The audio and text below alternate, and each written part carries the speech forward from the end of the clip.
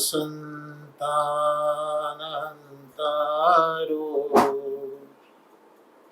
यत्पादां तुजरेणव स्वीयानान्तान् निजाचार्यान् प्रणमामि मुहुर्मुहुः। यदनुग्रहतो जन्तु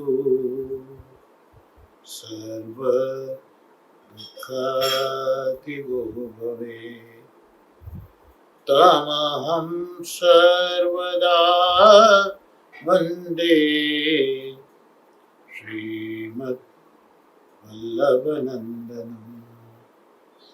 अज्ञानतिमिरान्धस्य ज्ञानाञ्जनशलाकया चक्षुरुन्मीलितं येन तस्मै श्रीगुरवे नमः।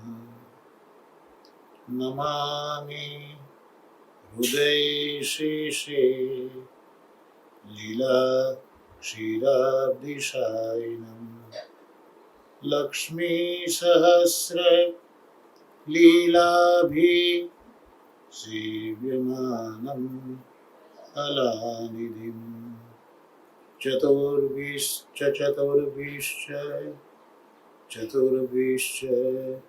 त्रिभिस्तथा षड्भिर्विराजते योत्सव पञ्चदा हृदये मम पञ्चदा हृदये मम पञ्चदा हृदये मम। શ્રી કૃષ્ણ ભટ્ટજીના વાર્તા સાહિત્યમાં વાર્તા પ્રસંગમાં આજે 15મો વાર્તા પ્રસંગ એ આપણે જોઈશું।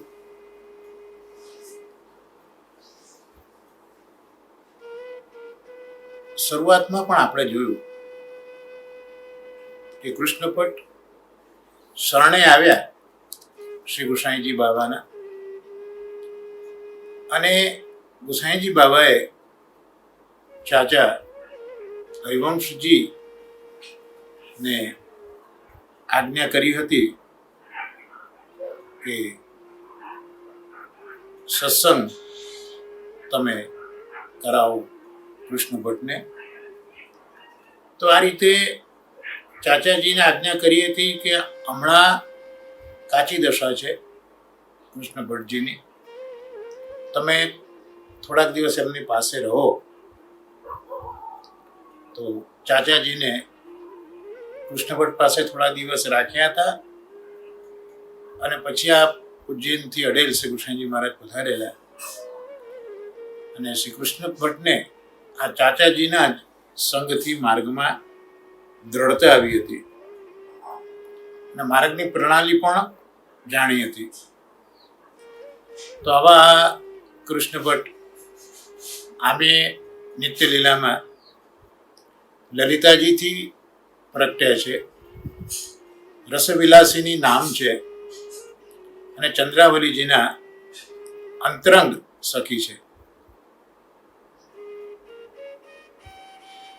ચંદ્રાવલીજીના અંતરંગ સખી હોવાથી ચંદ્રાવલીજી પોતાની રહસ્ય વાર્તાઓ એકાંતમાં એમને કહેતા હતા, એટલે એ જે રસ ચંદ્રાવલીજી દ્વારા પ્રાપ્ત થતો એમાં જે વિલાસ કરતા, એમાં જે આનંદ કરતા, અને પોતાની જે નિજ સખીઓ સહચરીઓ છે એને પાછો એ અનુભવ કરાવતા।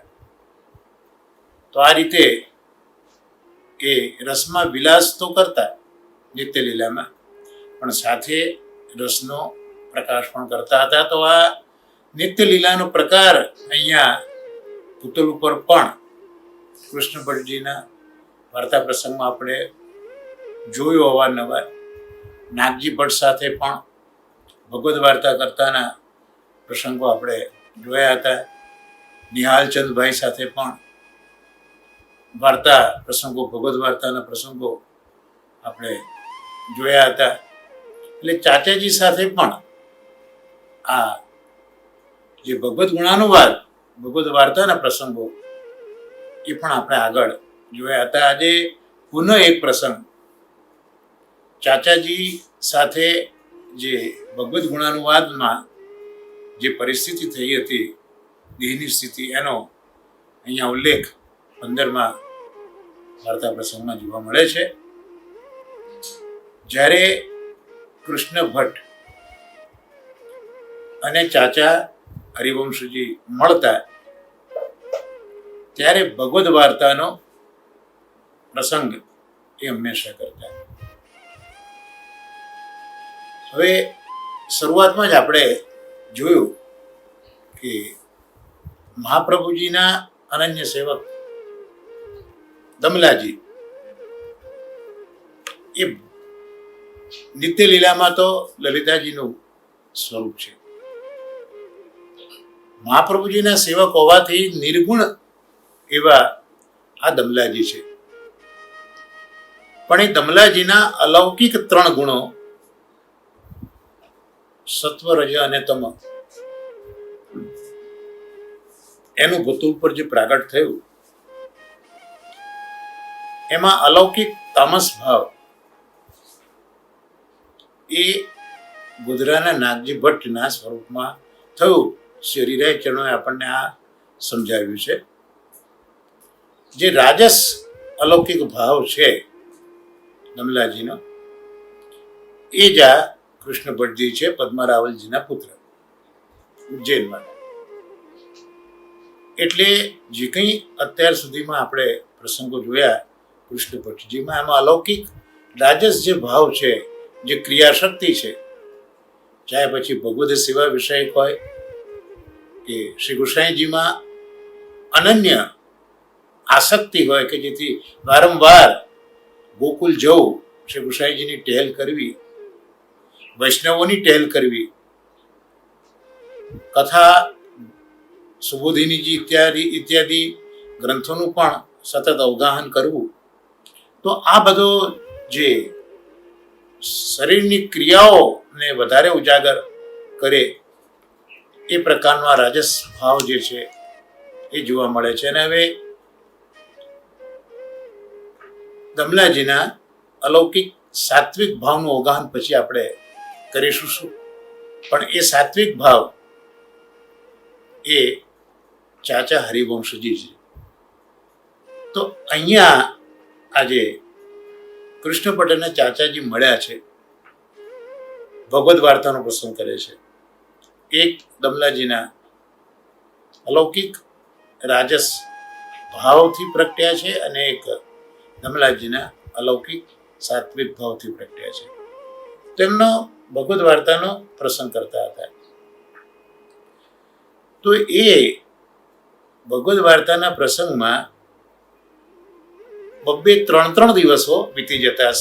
આગળ પણ આપણે આવા વાર્તા પ્રસંગો જોયા કૃષ્ણ ભટ્ટજીના જીવનમાં કે જ્યાં ભગવદ્ વાર્તામાં દિવસોના દિવસો વીતી જાય. અહીંયા પણ જ્યારે ચાચાજી સાથે મળીને ભગવદ્ વાર્તા કરતા ત્યારે 2-3 દિવસ એમાં વીતી જતા, પણ એમને એ ખબર પણ ન પડતી. જેમ આપણે ગોકુલના પ્રસંગમાં પણ જોયું હતું કે ત્યાં ગયા, નિહાલચંદભાઈ સાથે હતા અને એક ગુફા પાસે એકાંતમાં 3 દિવસ સુધી એમને ક્યાં સમય પસાર થયો એ અનુસંધાન નથી રહ્યું. શ્રી ગુસાઈજી મહારાજે કૃપા કરીને એમને પછી બોલાવી મંગાવ્યા છે. તો અહીંયા પણ 2-3 દિવસ નીકળી જાય પણ એમને ખબર નહોતી પડતી. અને બંને જણને દેહાનુસંધાન કશું જ રહેતું ન હતું. આમ તો દેહાધ્યાસ એક જાતનો અધ્યાસ છે, એક જાતનું અજ્ઞાન છે. અહીંયા આ ભગવદ્ વાર્તાનો રસ એવો અતુલિત હતો કે શરીરનું ભાન જતું રહેતું, બાહ્ય અવસ્થા ભૂલી જતા, એ રસમાં મગ્ન થઈ જતા હતા, એ રસના સાગરમાં ડૂબી જતા હતા. પરીક્ષિતજી પણ સુખદેવજીને કહે છે કે આપ જે કથાનું પાન કરાવો છો તો મને ભૂખ તરસ પીડતા નથી. શ્રીમદ ભાગવતમાં આ પ્રસંગ જોવા મળે છે. એમ અહીંયા આ બંને અનન્ય ભગવદીઓ એ દેહાનુસંધાન ભૂલી જતા, એટલા બધા ભગવદ વાર્તાના રસની અંદર ડૂબી જતા. તો એ સમયે આપણે વિચાર આવે કે ઘરે ઠાકોરજી તો બિરાજતા હતા કૃષ્ણ ભટ્ટજીના, તો એ ઠાકોરજીનું શું? તો જે કૃષ્ણ ભટ્ટના સ્ત્રી છે, ભટિયાની છે, એ આ સમય દરમિયાન ઠાકોરજીની સેવા સંબંધી કાર્ય કરતા હતા. એટલે અહીંયા મહાપ્રભુજીનો એક સિદ્ધાંત એ પણ જોવા મળે, સેવાયામ વા કથાયામ વા યસ્યા શક્તિ દૃઢા ભવે યાવત જીવમ તસ્ય નાશો ન પાપીતી મતિર્મમ. એટલે અહીંયા સેવા અને કથા બંનેનો ઉલ્લેખ આચાર્ય ચરણોએ કર્યો છે. અને આપણા આચાર્યો મહાનુભાવો સમજાવે છે કે અહીંયા જે વા અક્ષર છે એ સમુચ્ચય વાચક છે, ઓર અથવાના અર્થમાં નથી. સેવા અથવા કથા એવું નથી, પણ સેવા અને કથા. પણ અહીંયા કથા સ્વરૂપભૂતા છે. આપણે જ્યારે ભાગવતાર્થ જોયું, તે ભાગવતાર્થ પ્રકરણમાં પણ આપણે જોયું તો કૃષ્ણની કથા નહીં, પણ કૃષ્ણ કથા. એટલે કૃષ્ણ પોતે જ સ્વરૂપાત્મક અહીંયા કથાના બની જતા હોય છે.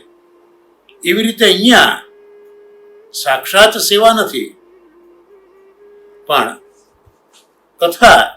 તો અહીંયા કથા એ બંને ભગવદીઓની એવી છે કે ભગવાન કૃષ્ણ એ જ કથારૂપ બનીને આ બંનેના હૃદયની અંદર વિલસતા હોય છે. એટલે ભટિયાની સેવા કરતા અને આ કથા જે કૃષ્ણજી સ્વરૂપે બિરાજતા એ આ બંને ભગવદીઓ કરતા હતા. અને જ્યારે કોઈ વૈષ્ણવ ત્યાં આવે ત્યારે એ વૈષ્ણવ કૃષ્ણ ભટ્ટ અને ચાચા હરિવંશજીને સાવધાન કરતા. એટલે બંને એક અલૌકિક દુનિયામાં માલતા હોય અને બહારથી કોઈક એક વૈષ્ણવ આવે એ પછી આ બંને વૈષ્ણવને સાવધાન કરતા હતા. ત્યારે એ બંને સાવધાન થાય. એ સિવાય તો ભગવદ વાર્તાના આવેશમાં જે રહેતા, આપણે હમણાં જ આવેશ અને અવતારની વાત પણ શ્રી ભાગવતાર્થમાં જોઈએ જ છે. એટલે આ કૃષ્ણ કથા, કૃષ્ણ ગુણાનુવાદ, આ બંને ભગવદીઓ એટલા બધા સુંદર રીતે કરતા, એમની કાયા વાણી ને મન એ કૃષ્ણ ગુણાનુવાદમાં જ લાગેલી રહેતી. એટલે કૃષ્ણનો આવેશ થઈ જતો. જેમ શૌનકાદી ઋષિઓ પણ યજ્ઞ કરતા, તો ત્યાં મહાપ્રભુજીએ ભાગવતાર્થમાં સમજાયું કે એમનામાં હરિનો આવેશ છે. શૌનકાદી ઋષિઓનું સ્વરૂપ જે સમજાયું મહાપ્રભુજીએ તત્વાર્થ નિબંધમાં, ત્યાં શ્લોકમાં કહ્યું કે એ બધામાં યજ્ઞ કરતા હોવાથી યજ્ઞાત્મક ભગવાનનો આવેશ છે. એવી રીતે અહીંયા ભગવદ ગુણાનુવાદ કરતા આ બંને જે ભગવદીઓ છે, તો એ કથા જ કૃષ્ણ રૂપા છે. એટલે એમના સમગ્ર શરીરમાં કૃષ્ણ જ છવાઈ જતા, કૃષ્ણનો આવેશ એમનામાં થઈ જતો હતો. અને પછી જેમ પેલો એક લોખંડનો ગોળો હોય ને અગ્નિનો સંબંધ હોય, ત્યાં સુધી એનામાં અગ્નિ પ્રવેશેલો રહે અને પછી દૂર થાય તો પાછો ગોળો લોખંડનો થઈ જાય. એમ કોક વૈષ્ણવ કોઈક આવે અને આ બંને જણામાં જે આવેશ હોય અને સાવધાન કરે, એટલે જે કૃષ્ણ ગુણાનુવાદ, કૃષ્ણ જે ગુણાનુવાદ કરાવી રહ્યા છે એનો આવેશ પછી ત્યાં એમનામાં દૂર થઈ જતો હતો. એટલે આમાં ભાવપ્રકાશમાં શ્રી હરિરાય ચરણો એ સમજાવે છે કે આ જે પ્રસંગ છે એમાં એવું બતાવે છે કે ભગવદ વાર્તા આવો પદાર્થ છે. ઠાકોરજીને પોતાના ભક્તોના ગુણાનુવાદ સાંભળવા બહુ ગમે છે. એટલે જ આપણે એક પ્રસંગ આગળ જોયો હતો કે જ્યારે ચાચાજી સાથે ભગવદ્ વાર્તા કરતા હતા તે વખતે કંઈક સોંધાનો સુગંધ આવ્યો. કૃષ્ણ ભટ્ટજી પૂછ્યું ત્યારે ચાચાજી તો મહાનુભાવ છે, તરત એમણે સમજાયું કે છેલ ચિકનીઓ એટલે ઠાકોરજી અહીંયા કંઈક પધાર્યા હોય એવું લાગે છે. તો ભગવદ્ વાર્તા પદાર્થ આવો છે કે જ્યાં દેહાનુસંધાન ભૂલી જવાય ને ભગવદ્ આવેશ જ એ શરીરમાં થઈ જતો હોય છે ને ભગવદ્ આવેશ થાય એટલે દેહાધ્યાસ પણ એમાં છૂટી જતો હોય છે. એટલે નિષ્કર્ષ ઉપર શરીરાચરણો આવીને આપણને સમજાવે છે એટલે હંમેશા ભગવદ્ વાર્તા ભગવદીયની સાથે મળીને નિત્ય કરવી આવી આજ્ઞા શરીરાચરણો ભાવપ્રકાશમાં કરે છે. તો આ રીતે એ બંને વૈષ્ણવો ઉપર ગુસાઈજી ખૂબ જ પ્રસન્ન રહેતા. તો કૃષ્ણ ભટ્ટ શ્રી ગુસાઈજીના આવા કૃપાપાત્ર ભગવદીય છે. અને હવે આ કૃષ્ણ ભટ્ટજીના વાર્તા સાહિત્યમાં આજના દિવસે છેલ્લો પ્રસંગ વાર્તા પ્રસંગ 16 આપણે જોઈ લઈશું. અને સાથે જ કૃષ્ણ ભટ્ટજીના વાર્તાના જે પ્રસંગો છે એ પ્રસંગો આજે સંપન્ન થશે.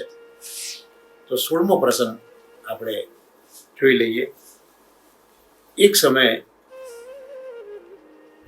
કૃષ્ણ ભટ્ટ ઉજ્જૈનમાં બિરાજતા હતા અને એમના શરીરને બહુ કષ્ટ થયું.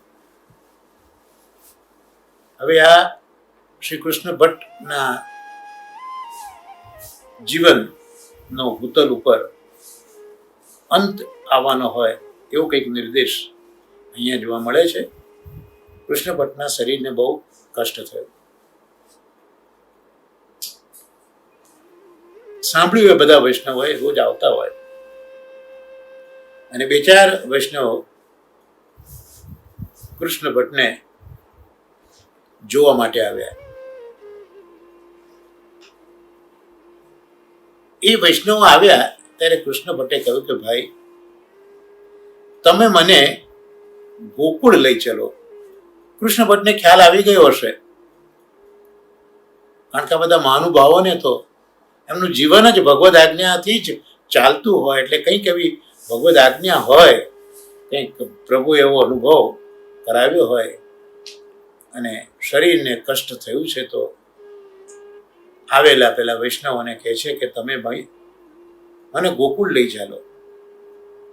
ત્યાં શ્રી કૃષ્ણજીના બાળકો અને શ્રીનાથજીના દર્શન હું કરીશ અને તો જ મારું મન પ્રસન્ન થશે. તો એ વખતે કૃષ્ણ ભટ્ટના 2 દીકરાઓ છે, ગોકુલ ભટ્ટ અને ગોવિંદ ભટ્ટ. તો જ્યારે આવી વાત કરી કૃષ્ણ ભટ્ટે ત્યારે ગોકુલ ભટ્ટ એક ડોલી કરીને લઈ આવ્યા અને એમાં કૃષ્ણ ભટ્ટને બેસાડ્યા અને ગોકુળ તરફ ચાલી નીકળ્યા.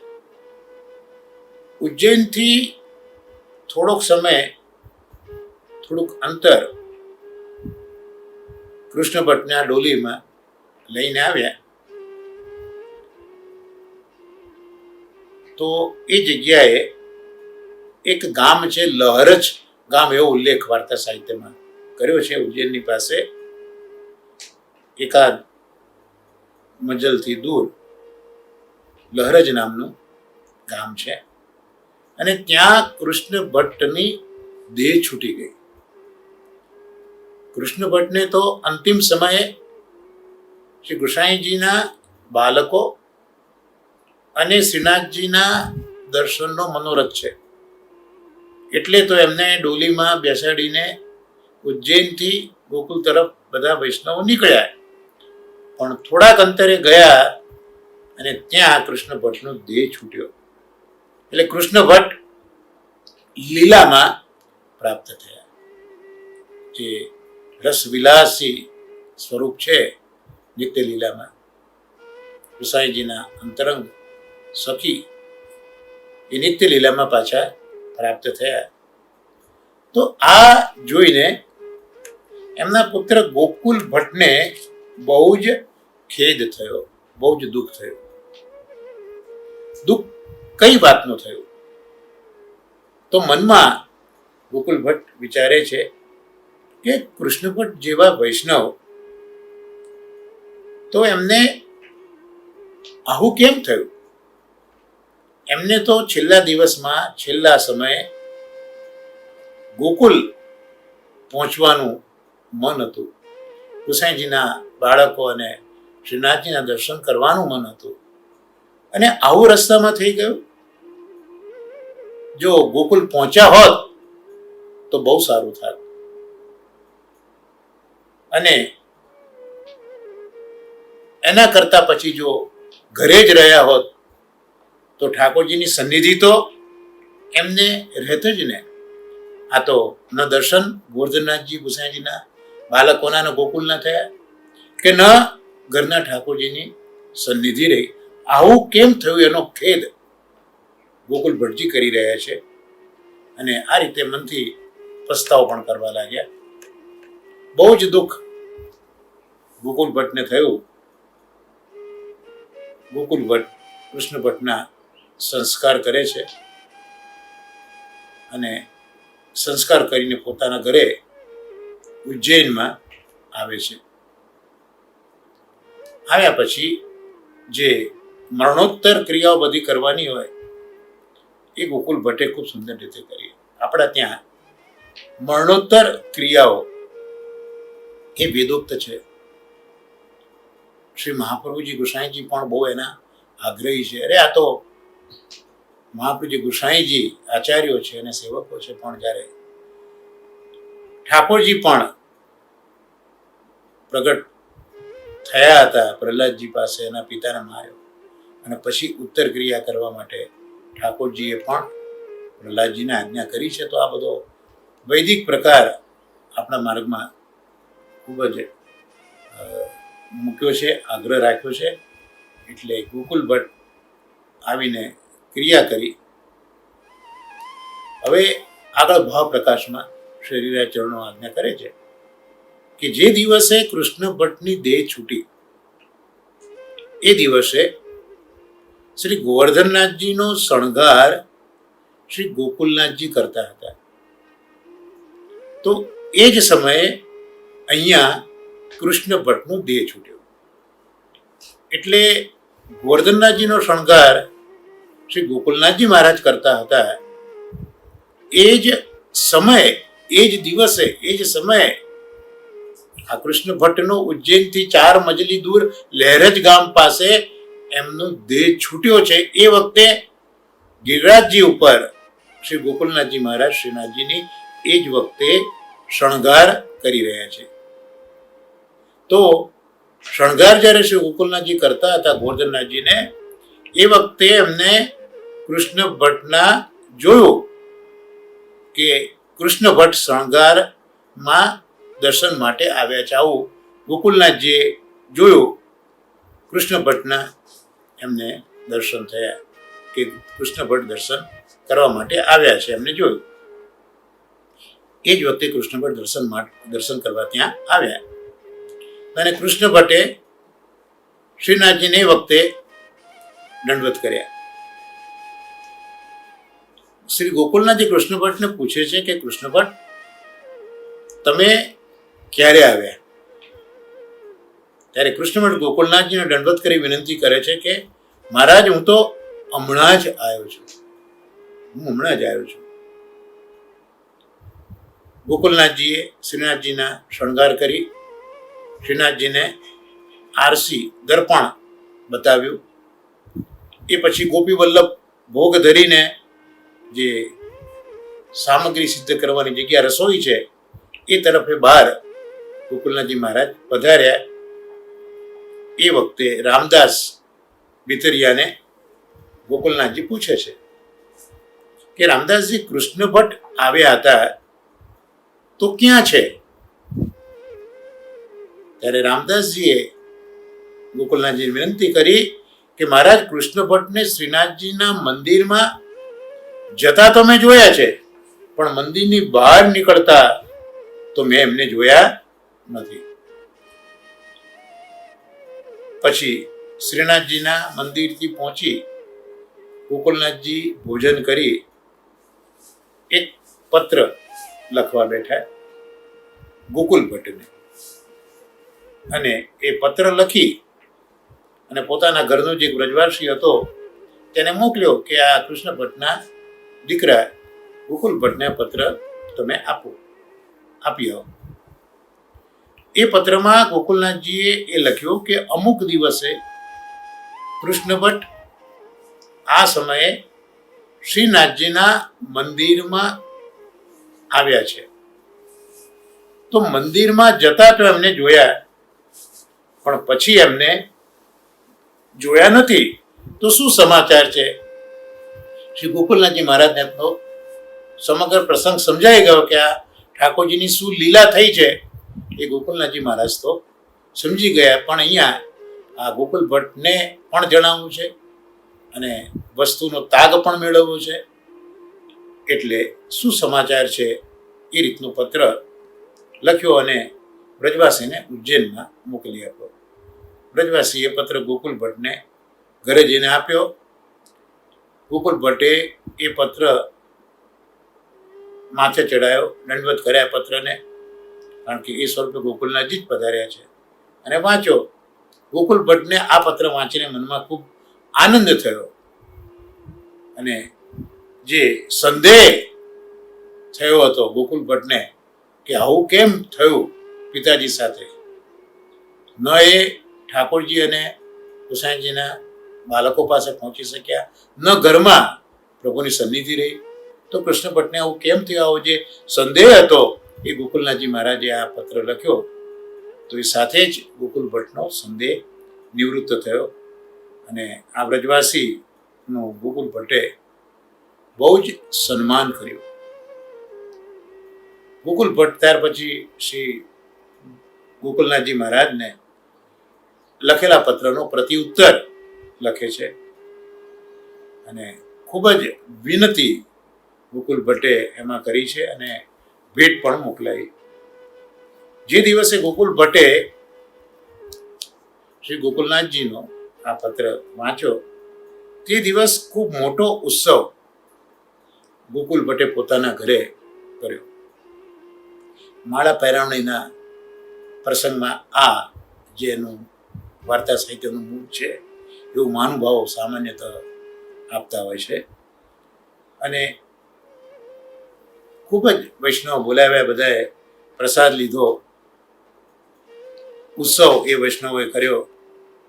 બધા જ વૈષ્ણવોએ ભેટ કરી, ગોકુલ ભટ્ટે પણ ભેટ કરીને પછી એની ઊંડી કરાવી અને વ્રજવાસી દ્વારા ત્યાં ગોકુલનાથજી મહારાજની પાસે એમને મોકલી આપી.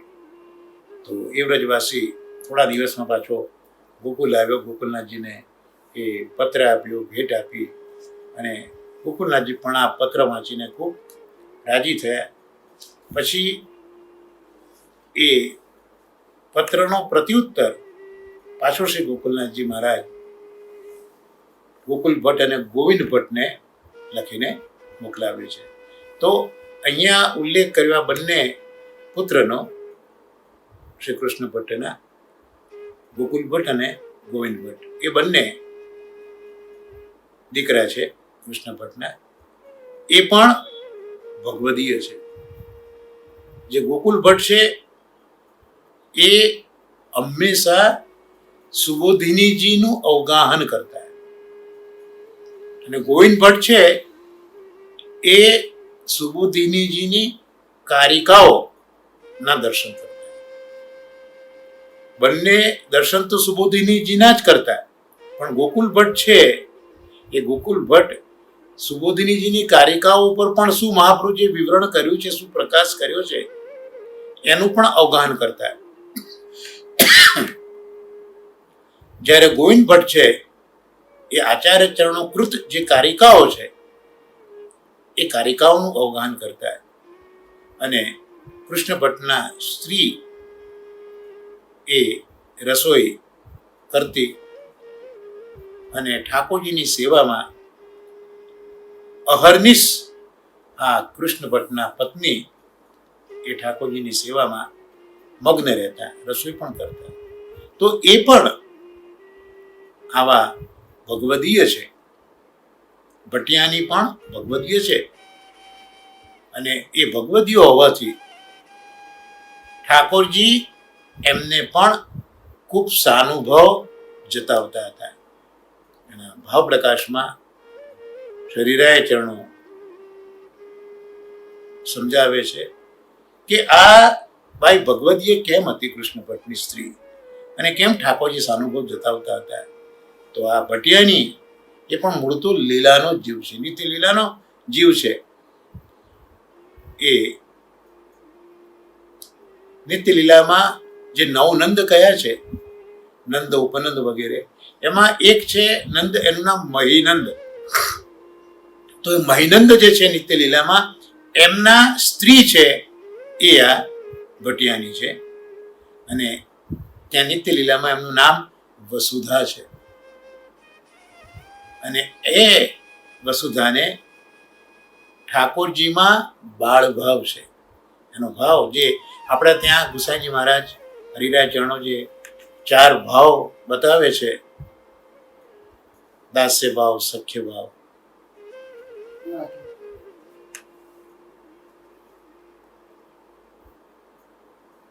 તો અહીંયા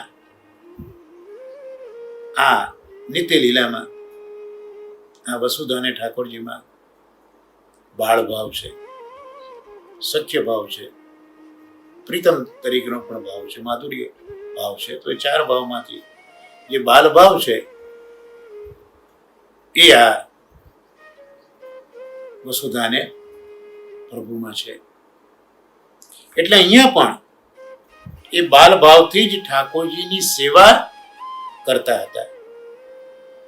એટલે લૌકિક વાત અહીંયા શરીરાય ચરણો બતાવે છે કે લૌકિકમાં નાનું છોકરું હોય એ જમે પણ ખરો, જમે પછી રમવા પણ જાય, રમતા રમતા ભૂખ લાગે તો પાછો આવીને રોટલી પણ માગે, તરસ લાગે તો પાણી પણ માગે. એ રીતે ઠાકોરજી પણ આ કૃષ્ણ ભટ્ટના પત્ની પાસે ખાવાનું માગી લેતા ભૂખ લાગે ત્યારે, અને જલ માગી લેતા જ્યારે તરસ લાગે ત્યારે. તો આવો બાલ ભાવ એ અહીંયા જોવા મળે છે. તો આવી કૃપા ઠાકોરજીની ભટિયાની ઉપર છે. તો જે રીતે પદ્મારાવલ કૃષ્ણ ભટ્ટના પિતૃચરણો તો મહાપ્રભુજીના ખૂબ અનન્ય સેવક હતા. તો જેમ પદ્મારાવલ ઉપર મહાપ્રભુજી કૃપા કરતા, આવી જ કૃપા શ્રી ગુસાઈજી મહારાજે આ પદ્મારાવલના પુત્ર કૃષ્ણ ભટ્ટ ઉપર કરી છે. તો આ કૃષ્ણ ભટ્ટ શ્રી ગુસાઈજીના આવા કૃપાપાત્ર ભગવદીય છે. એમની વાર્તા અનિર્વચનીય છે. તો ક્યાં સુધી આપણે વાર્તા એની કરીએ. તો આ સાથે શ્રી કૃષ્ણ ભટ્ટજીના જીવનના જે 16 પ્રસંગો છે એ અહીંયા શ્રી ગુસાઈજીની કૃપાથી અહીંયા સંપન્ન થયા. અને વાર્તાના આપણા સત્સંગ બાદ હવે જે શિક્ષાપત્ર છે એ શિક્ષાપત્રનો જે આપણો સત્સંગ છે એ આપણે હવે શ્રી હરિરાયજી મહાપ્રભુજીની કૃપાથી અને પરમ ભગવદીય શ્રી રમેશભાઈ પરીખની કહાનીથી જોવાનો પ્રયત્ન કરીએ. ગયા સત્સંગમાં આપણે જોયું હતું કે ભગવદીયમાં ભાવ કરવો ખૂબ જરૂરી છે, કારણ કે ભગવદીય દૂતી જેવા છે. એટલે મહાપ્રભુજી પ્રસન્ન થાય જો ભગવદીઓની સેવા આપણે કરીએ તો, ભગવદીઓમાં ભાવ થાય તો. અને એ ભાવ થયો એવી ખબર ક્યારે પડે તો જેમ ઠાકોરજી માટે ધનગૃહ વગેરેનો વિનિયોગ કરીએ ભાવ સહિત, એવી જ રીતે આવા ભગવદીઓ છે જે ભક્તિમાં સ્થિત છે એમના માટે પણ આપણે આવો વિનિયોગ કરીએ તો ભગવદ ભાવ વૃદ્ધિ પામે, મહાપ્રભુજી રાજી થાય. પણ એ ભગવદીઓ કેવા હોય, એ ભગવદીઓના લક્ષણ કેવા હોય તો એ 21, 22 અને 23 શ્લોકમાં આપણે ગયા સત્સંગમાં જોયા કે ભગવદીઓ પેલા વૈષ્ણવથી પ્રસન્ન થાય તો પ્રભુ પણ પ્રસન્ન થાય, એમાં કોઈ સંશય નથી. આ 21માં શ્લોકની શરૂઆત છે. પછી જેમને એક આચાર્ય ચરણ કમલનો દ્રઢ આશ્રય છે, જે કૃષ્ણનું અન્ય દેવના આશ્રય રહિત થઈ અનન્ય ભજન કરે છે, જે કામ તથા લોભથી મુક્ત છે, જે કશાની અભિલાષા રાખતા નથી, જે વિરક્ત છે, એટલે ભગવદ ચરણ વિના અન્ય સર્વની આસક્તિ રહિત જે છે, તથા જે સર્વ પ્રાણી માત્રના હિતમાં પ્રીતિ રાખતા હોય, ઈર્ષા રહિત હોય અને પ્રભુ સેવા કથામાં આદર રાખતા હોય, આવા ભગવદીઓ જો મળે તો એના સંગથી જ વિશેષ લાભ છે. તો આવા ભગવદીયની જરૂર આપણે સેવા કરવાની છે. પણ એ ભગવદીય કેવા છે, કેવા લક્ષણવાળા વૈષ્ણવની સેવા સન્માન કરવા, એ પણ શ્રી હરિરાયચરણ આપણને કૃપાપૂર્વક સમજાવે છે, જેનું વિવરણ પરમ ભગવદી રમેશભાઈ ખૂબ સુંદર રીતે કર્યું છે, જે આપણે જોઈશું કે મહાપ્રભુજીનો દ્રઢાશ્રય થયો હોય એનામાં બીજા કયા લક્ષણો જોવા મળે. તો એક તો પ્રભુના ચરણારવિંદનો દ્રઢ આશ્રય, દ્રઢ ચરણના કેરો ભરોસો. શ્રી વલ્લભના ચરણારવિંદમાં પણ ઠાકોરજીના ચરણારવિંદમાં જે ચિહ્નો બિરાજે છે, એવા આચાર્ય ચરણોના ચરણ કમલમાં પણ 16 ચિહ્નો બિરાજે છે. દક્ષિણ ચરણ કમલમાં કમલ, વજ્ર, ગદા, પતાકા, તોરણ, ઉર્ધ્વરેખા અને ધનુષ. જ્યારે વામ ચરણારવિંદમાં ધ્વજા, અંકુશ, મીન, સુદર્શન, અષ્ટદલ કમલ, કુંભ, યવ અને સ્વસ્તિક. તો આ 16 પ્રકારના ચિહ્નો એ મહાપ્રભુના ચરણારવિંદમાં છે. એટલે ચરણારવિંદનો દ્રઢ આશ્રય જો કરીએ તો આ દરેક ચિહ્નો જે જીવને કંઈકનો કંઈક અલૌકિકતાનો ભાવ પ્રદાન કરે છે, તો ચરણારવિંદનો દ્રઢ આશ્રય એ બહુ જરૂરી છે. બીજું લક્ષણ અનન્ય ભજન. શ્રીમદ ભગવદ્ ગીતામાં પણ આજ્ઞા છે, અનન્ય ચિંતયંતો મામ ये जना पर्युपासते तेसाम नित्याभियुक्तानाम योगक्षेम वहाम्याम. તો અનન્ય ભજન, અહીંયા ભજન એટલે ભજ સેવાયામ ધાતુ, જે મહાપ્રભુજી પોતાના વેદાંતમાં સમજાવે છે. ભજ એટલે સેવા. અહીંયા બીજું કોઈ ભજન જે આપણે સામાન્ય રીતે કરતા હોઈએ એ પ્રકાર અહીંયા નથી. લૌકિકમાં બધા ભેગા થઈને આપણે ભજન કરતા હોઈએ છીએ, એવું નથી. પણ અહીંયા ભજન એટલે સેવાના અર્થમાં બતાવ્યું. તો આ બીજું લક્ષણ બતાવ્યું. ત્રીજું લક્ષણ બતાવ્યું સંતોષ.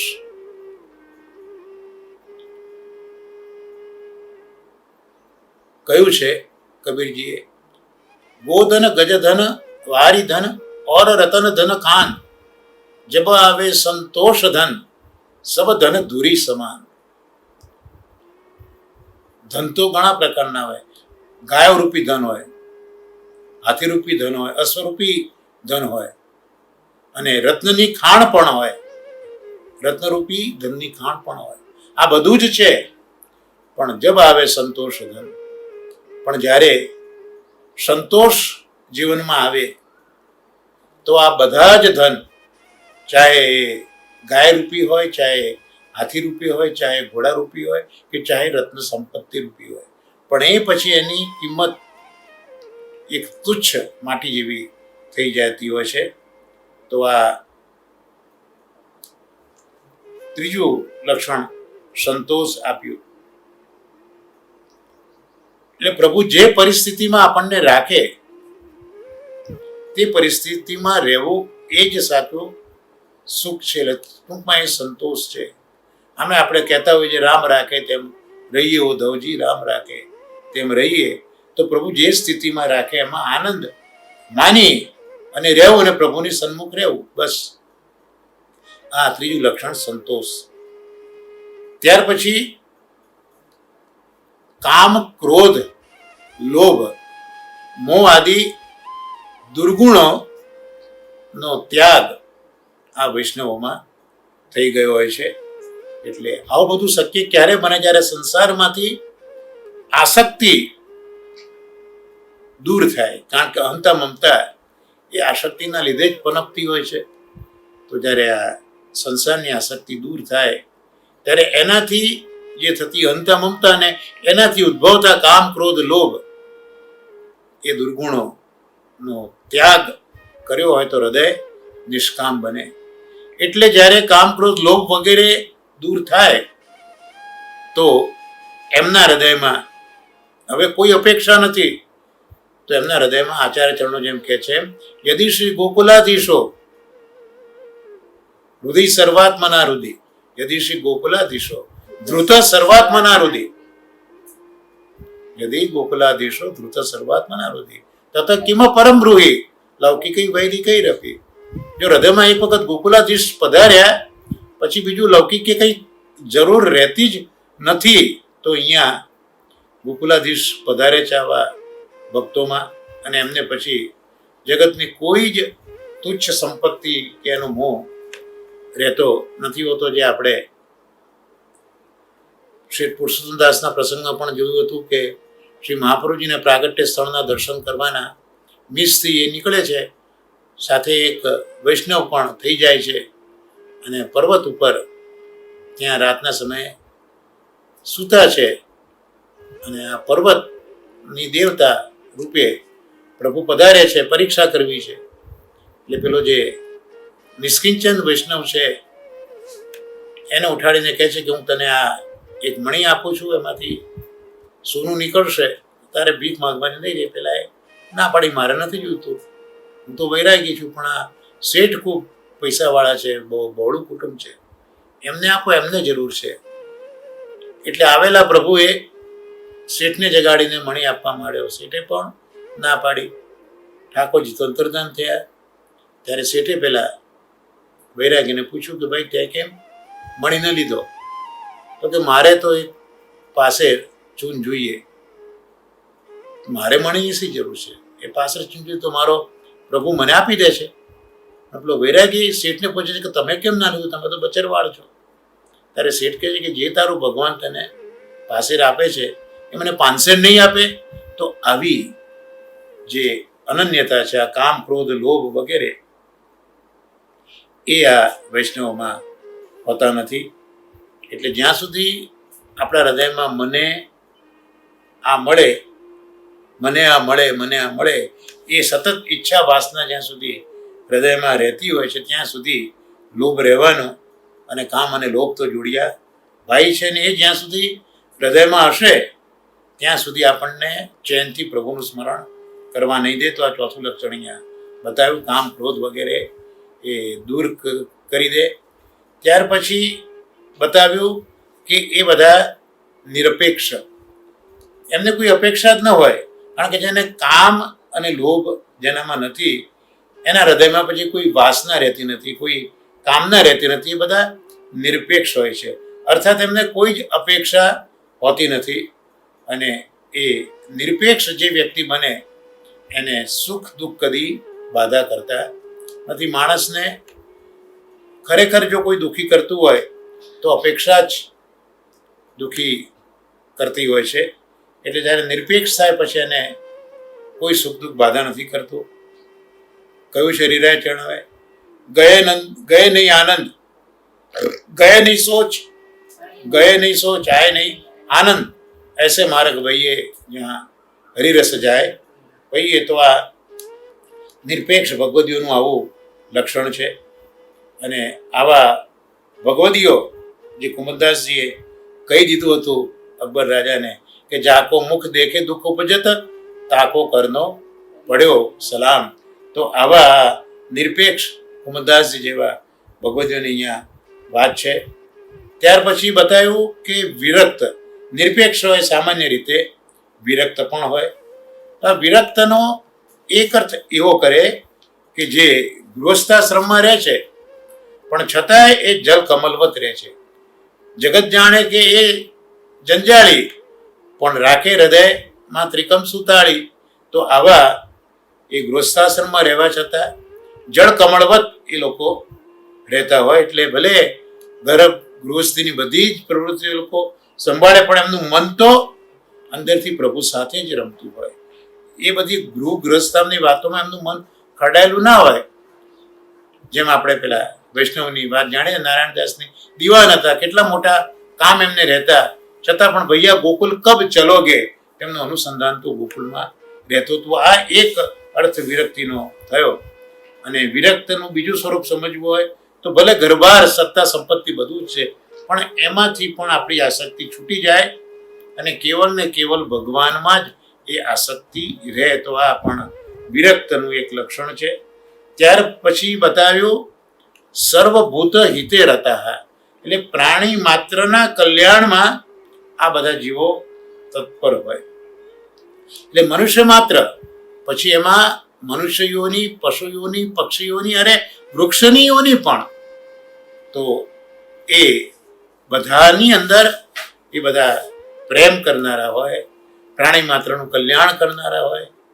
જેમ પદ્મનાભદાસજીએ જ્યારે કીધું કે હું ભાગવત નહીં વાંચું તો હવે જીવન કેમ નભાવવું, તો એ જંગલમાં વૃક્ષ કાપવા માટે ગયા કે વૃક્ષની લાકડીઓ વેચીને જીવન ચલાવવું. જેવા વૃક્ષ પાસે ગયા ત્યારે તરત એમના મનમાં થયું કે અરે વૃક્ષ આ તો વૈષ્ણવ છે અને એ વૃક્ષ ઉપર, વનસ્પતિ ઉપર મારાથી આ કુવાડી કેમ ઉગામાય. તો આવી આ પ્રાણી માત્ર તરફની કલ્યાણની ભાવના, એટલે વૃક્ષો હોવા છતાં પણ એમનામાં આ રીતનો ભાવ છે. તો જો મનુષ્ય હોય તો મનુષ્ય માટે આ ભાવના કરે તો બહુ જ જરૂરી છે. કારણ કે વૈષ્ણવ ધર્મ એ આત્માનો ધર્મ છે અને માનવ ધર્મ એ શરીરનો ધર્મ છે. એટલે આત્મધર્મ, ભગવત સેવા નિભાવતા જે માનવ ધર્મ, જે શરીરનો ધર્મ છે કે પ્રાણી માત્રનું કલ્યાણ, એ પણ આપણે કરવાનું છે, એની ઉપેક્ષા કરવાની નથી. એટલે વૈષ્ણવ ધર્મ આચરતા પણ જે દેહ ધર્મ છે, માનવ ધર્મ છે, એનું આચરણ આપણા 8452 ભગવદીઓએ પણ કર્યું છે. પેલા મહાપ્રભુજીના સેવક હતા દેવા કપૂર, એ ગાગળો ભરીને લાવતા ખભા ઉપર મૂકીને, અને સતત ત્યાં છોલાવાથી ચાંદું પડ્યું, એમાં કીડો પડ્યો અને એક વખત જલ ભરતા યમુનાજીમાંથી એ કીડો જલમાં આવ્યો.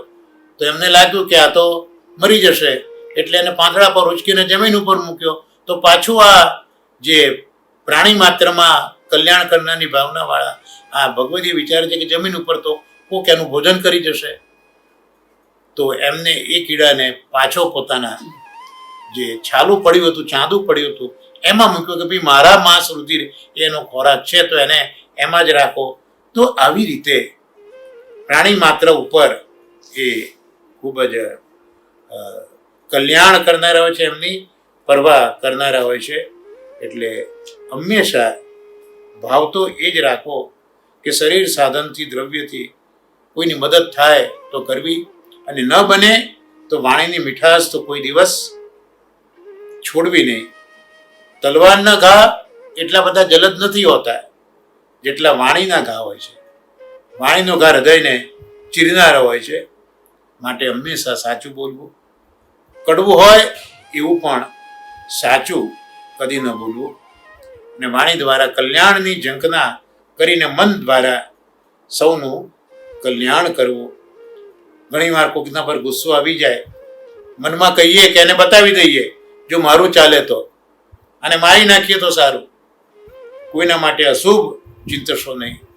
જો ચોથા સ્કંદમાં ભાગવતના જોઈએ તો જ્યારે ધ્રુવજી જતા હોય છે ત્યારે એમની માં જે છે સુનીતિ, એ પોતાના પુત્રને એ જ કહે છે કે બેટા આપણે આપણા ભાગ્યના લીધે દુઃખી થયા છે, તમે કોઈને અપવાદ નહીં આપતા, પણ જો તારે સુખી થવું હોય તો તું બીજાને સુખી કરજે. જો તું બીજાને સુખી કરીશ તો તું જરૂર સુખી થઈશ. વચ્ચે જ એક ખૂબ સુંદર પ્રસંગ જોયેલો હતો કે ડિપ્રેશનમાં એક પેશન્ટ એક સાયકેટ્રિસ્ટ પાસે જાય છે, ત્યારે સાયકેટ્રિસ્ટ પેલી જે બાઈ આવી છે એ ખૂબ જ વૈભવવાળી છે, ખૂબ જ રીચ છે, ખૂબ જ પૈસો છે.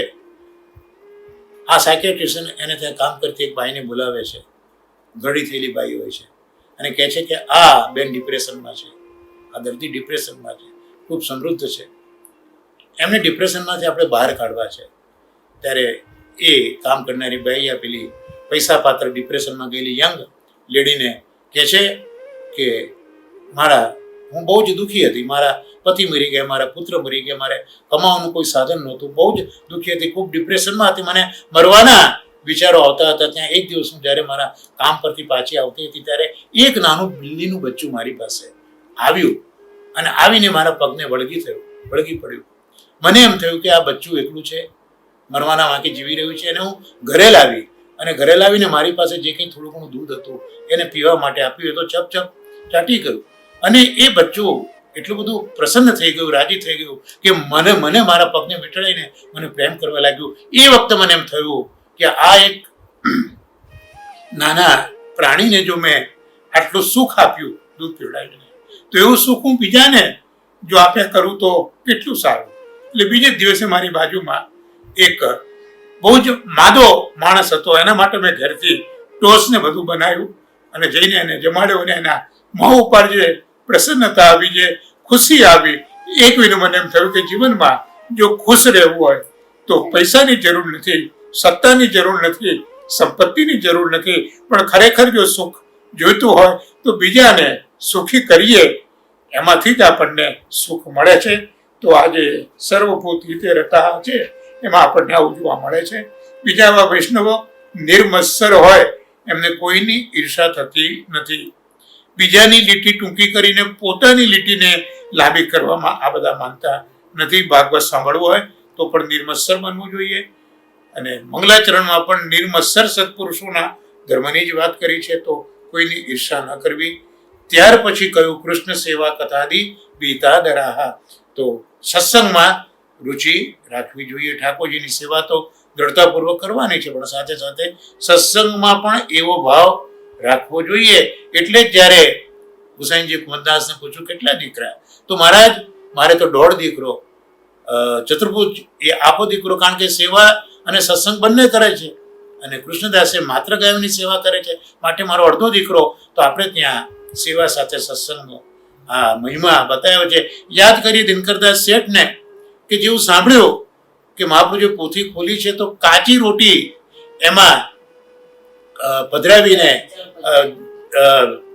ચરણામૃત પધરાવીને એમને એ રોટી ખાધી છે, અને ઠાકોરજી પાસે આવ્યા છે. તો આવી સત્સંગમાં રુચિ હોય, અને છેવટે તો જે મુખ્ય વસ્તુ છે એ અનન્યતા.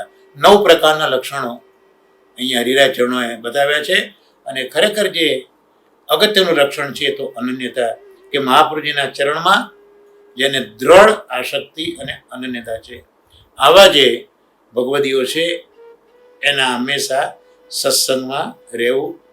તો આવા ભગવદીઓને શોધવા, અને આવા ભગવદીઓને શોધીને આવા ભગવદીઓના સત્સંગમાં પ્રયત્નશીલ રહેવું, એવું હરિરાજ ચરણોએ કહ્યું 23મા શ્લોકમાં, કે જો આવા ભગવદીઓ મળી જાય તો એના સંગથી જ વિશેષ લાભ છે. આવો હરિરાજ ચરણો આપણને બતાવે છે. રમેશભાઈ અહીંયા થોડીક વાત અહીંયા કરે છે કે ભાઈ હરિરાજ ચરણો 9 લક્ષણો જ કેમ બતાવે છે. તો 9નો આંક પૂર્ણ આંક છે. એનાથી વિશેષ પરિપૂર્ણ બીજો કોઈ આંક નથી. 9ના અંકનું સૂચન એ કે આ લક્ષણો જેનામાં છે એવા ભગવદીઓ પણ સંપૂર્ણ એટલે તદીય છે, તાદ્રશી છે. એ બધા પણ ભગવદ સ્વરૂપ છે અને એમના હૃદયમાં સદા સર્વદા શ્રી વલ્લભ અને ઠાકોરજી સહિત લીલા પરિકર બિરાજે છે. તો આ રીતે ભગવદીઓના લક્ષણ કરી અને સત્સંગ કરવાની આજ્ઞા કરે છે. અને જે છેલ્લો શ્લોક છે 24મો શ્લોક, ત્યાં હરિરાય ચરણો 24મા શ્લોકમાં આજ્ઞા કરે છે કે સર્વથા શુદ્ધ ભાવાનામ સ્વીકૃતાનામ કૃપાલુના સર્વમ શ્રી વલ્લભાચાર્ય પ્રસાદેન ભવિષ્યતિ. એટલે દયાળુ શ્રી ઠાકોરજી, દયાળુ શ્રી આચાર્યજી અને દયાળુ શ્રી ભગવદીઓ એ જેમને પોતાના કરીને સ્વીકાર્યા છે તેવા શુદ્ધ ભાવવાળા ભક્તોના સર્વ કાર્યો સર્વ પ્રકારે શ્રી વલ્લભાચાર્યજીના પ્રસાદથી સિદ્ધ થાય છે. એટલે અત્યાર સુધી જે પ્રકાર બતાવ્યા તે શુદ્ધ ભાવનાથી કરવા. શ્રી કૃષ્ણની કથાનું શ્રવણ શુદ્ધ ભાવથી કરવું, વૈષ્ણવની સેવા શુદ્ધ ભાવથી કરવી, ગુરુ સેવા, સર્વ ભગવદ લીલા, ભગવત સામગ્રી આ બધામાં શુદ્ધ ભાવ રાખો. ભગવદીય ત્યારે જ પ્રસન્ન થાય અને કૃપા કરે, અને એટલે પ્રભુ પણ કૃપા કરે. અહીંયા કોઈ શંકા કરે કે આટલો ધર્મ મહાકઠિન છે, આ કલિકાલમાં જીવથી કેમ બની શકે? શ્રી ગોપીજી અહીંયા એનું પણ સમાધાન આપે છે કે જીવથી તો એક પણ ધર્મ મહાકઠિનતાથી સિદ્ધ થાય.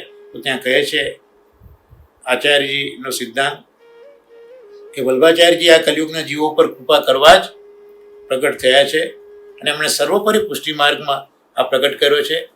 એટલે શ્રી આચાર્યજીની કૃપાથી એવો ધર્મ એક ક્ષણમાં આવશે. મહાપ્રભુજી જ કૃપા કરશે કે એ ધર્મ આપણે પાળી શકીશું. જો કે જીવને તો બધા જ ધર્મ કઠિન છે, કારણ કે જીવ સ્વભાવથી દુષ્ટ છે. જીવા સ્વભાવ તો દુષ્ટ. તો આચાર્યજીની જ્યારે કૃપા કરે તો જ એને આ બધું સુગમ થાય. જીવ પ્રયત્નમાં કંઈ કામ નથી લાગતો. એટલે મનમાં એક શ્રી આચાર્ય ચરણના ચરણ કમલનો દ્રઢ આશ્રય રાખવો તો સર્વ કાર્ય આનાથી સિદ્ધ નિશ્ચય સિદ્ધ થશે. દયારામભાઈ પણ કહે છે શ્રી વલ્લભ ચરણ શરણ થકી સૌ થાય સહેલું જીરે. આવા શ્રી વલ્લભના ચરણારવિંદ છે. એટલે એવા વલ્લભ, એવા મહાપ્રભુજી નિશ્ચય પુષ્ટિ માર્ગનું ફલદાન કરશે. તો અહીંયા પ્રથમ શિક્ષાપત્ર શ્રી હરિરાય ચરણોની અનુગ્રહથી, શ્રી ગોપેશજીની કૃપાથી આ શિક્ષાપત્ર અહીંયા સંપૂર્ણ થયું. એમાં અંગીકૃત જીવોની જે કર્તવ્યતા નિરૂપણ છે તે કરી કે જે જીવો અંગીકૃત છે એનું શું કર્તવ્ય છે એ બતાવ્યું.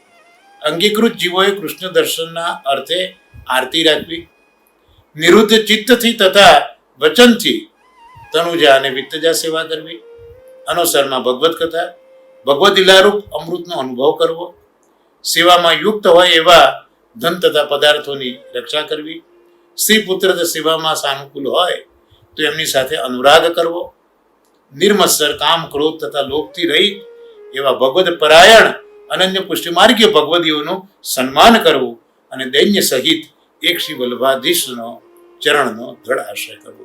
તો આ સાથે શ્રી હરિરાયજી કૃત પ્રથમ શિક્ષાપત્ર સંપન્ન થયું. પ્રભુની કેવી કૃપા છે કે આજે શ્રી કૃષ્ણ ભટ્ટના જીવનના પ્રસંગો પણ આપણા સત્સંગના ક્રમમાં સંપન્ન થયા. અને આટલા સમયથી હરિરાયજી જે આપણને પ્રસાદનું દાન કરી રહ્યા હતા એ આજે આ શિક્ષાપત્ર આટલા સમયે પ્રથમ શિક્ષાપત્ર પણ અહીંયા આજે સંપન્ન થયું. તો આજનો આ આપણો સત્સંગ શ્રી હરિરાય ચરણોના ચરણ કમલમાં નિવેદિત કરી આશ્રય પદના ગાન સાથે આ સત્સંગને આજે વિરામ આપીશું. દ્રઢઈન ચરણન કેરો ભરોસો, દ્રઢઈન ચરણન કેરો શ્રી વલ્લભનખ ચંદ્ર છટાબીન સબ જુગ માજ અંધેરો ભરોસો, દ્રઢઈન ચરણન કેરો साधन और नहीं आ कली में जासू होत निवेरो, सुर कहा कहे दुविध आधरो बिना मूल को चेरो भरोसो, दृढ़ न चरण केरो દળઈન ચરણન કેરો ભરોસો, દળઈન ચરણન કેરો. શ્રી ગોવર્ધન નાથ કી જય, શ્યામ સુંદર શ્રી અમને મહારાણી કી જય, શ્રી આચાર્ય શ્રી મહાપ્રભુજી કી જય. સર્વે વૈષ્ણવને મારા નવસાના ભગવત સ્મરણ અને